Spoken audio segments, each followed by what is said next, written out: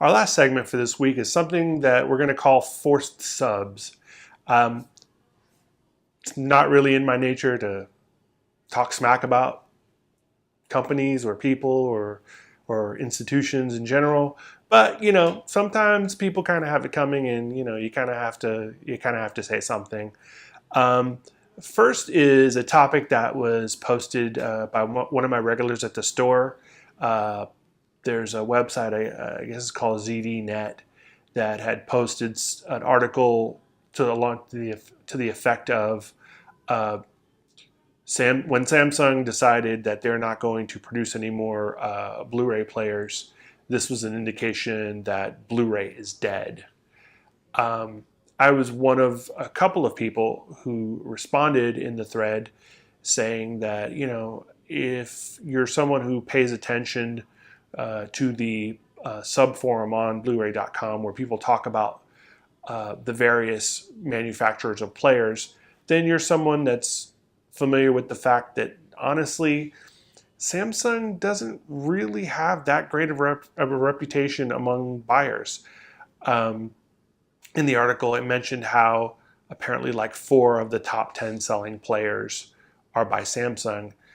I guess a lot of people are out there who use the logic that, well, I have a Samsung television, therefore I want a Samsung Blu-ray player. I guess that's understandable, but the fact is that it's been my experience that from paying attention to what people talk about, companies like Panasonic and Sony tend to be much more preferred among the serious audio-video enthusiasts. I think that if there was a story about Panasonic deciding not to make any more players, I think that would be a much more alarming story. But I feel as though this article kind of takes this point of information and uses it irresponsibly to create a sort of a scare headline like, oh, Blu-ray is dying, for the sake of getting clicks. I understand that's how contemporary journalism a lot of times works.